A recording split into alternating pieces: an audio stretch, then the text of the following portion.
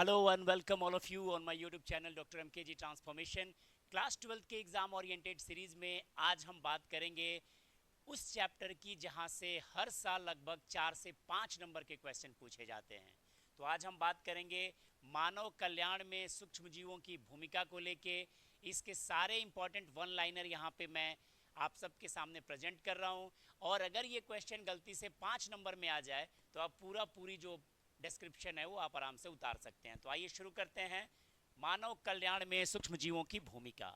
सूक्ष्म जीवों के अंतर्गत जैसा कि आप जानते हैं जीवाणु, कवक, ईस्ट जैसे जीव आते हैं, और इनके अध्ययन के लिए विज्ञान में एक ब्रांच बनाया गया है जिसे हम माइक्रोबायोलॉजी कहते हैं। और सबसे खास बात यह है कि माइक्रोबायोलॉजी के जनक ल्यूवेनह्यूग को माना जाता है। ये एक इम्पॉर्टेंट क्वेश्चन हो सकता है। आगे हम आए अगर तो देखेंगे कि भाई इसके बहुत सारे काम है। घरेलू उत्पाद बनाना हो, दूध से दही बनाना हो तो लैक्टोबैसिलस की भूमिका है। अगर हम सैक्रोमाइसेस एक ईस्ट की बात करें, ये बेहद इंपॉर्टेंट क्वेश्चन है। बेकरी इंडस्ट्री का, ब्रेड बनाने वाली इंडस्ट्री का सबसे बड़ा दोस्त यही है, सैक्रोमाइसेस सेरेविसी इसका पूरा नाम है। और यह जो है ब्रेड तथा अल्कोहल इंडस्ट्री में बड़े पैमाने पे इस्तेमाल में लाया जाता है। ये क्वेश्चन इंपॉर्टेंट हो सकता है कि ब्रेड और इडली जो होते हैं वो फूले हुए होते हैं, उसका कारण क्या है? तो आप बताएंगे CO2 गैस का डेवलपमेंट। ईस्ट के द्वारा CO2 गैस रिलीज किया जाता है जिसकी वजह से ब्रेड और इडली जो है फूले हुए नजर आते हैं। ये कुछ इंपॉर्टेंट सूक्ष्म जीवों के द्वारा बनाया गया उत्पाद है। जैसे अगर हम साइट्रिक अम्ल जो है वो एस्परजिलस से प्राप्त कर सकते हैं, लैक्टिक अम्ल लैक्टोबैसिलस से प्राप्त कर सकते हैं, जबकि एसिटिक अम्ल एसिटोबैक्टर के द्वारा प्राप्त किया जा सकता है। ये सबसे इंपॉर्टेंट लाइन होगा। एस्टैटिन एक प्रकार की दवाई है जो रक्त में हमारे कोलेस्ट्रॉल को कम करती है, और ये दवाई जीवाणु से बनाई जाती है जिसका नाम है मोनास्कस। माफ कीजिएगा, ईस्ट के द्वारा बनाई जाती है। मोनास्कस परप्यूरियस इसका पूरा नाम है। अगर हम एंटीबायोटिक निर्माण की बात करें तो पहला एंटीबायोटिक पेनिसिलिन इन्हीं सूक्ष्म जीवों से विकसित किया गया जिसे अलेक्जेंडर फ्लेमिंग ने बनाया था।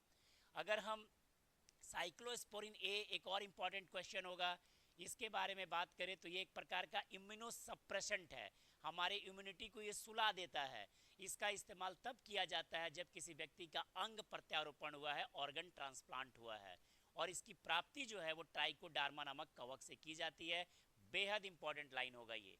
आगे हम बात करें स्ट्रेप्टोकाइनेज की, तो ये भी एक प्रकार की औषधि है, दवाई है, जो क्लॉट बूस्टर में यानी ब्लड में क्लॉट अगर लगे तो उस थक्का को हटाने में मदद करता है, और इसका इस्तेमाल किया जाता है स्ट्रेप्टोकोकस नामक जीवाणु के प्रयोग से। हम बात करें जैविक कीटनाशक की, बेहद इंपॉर्टेंट है। बैसिलस एक ऐसा जीवाणु है जिसको जैविक कीटनाशक के रूप में, बायोलॉजिकल इंसेक्टिसाइड के रूप में यूज किया जाता है, जबकि सहजीविता के बहुत सारे उदाहरण पर्यावरण में मौजूद हैं जहां शैवाल और कवक मिलकर लाइकेन बनाते हैं।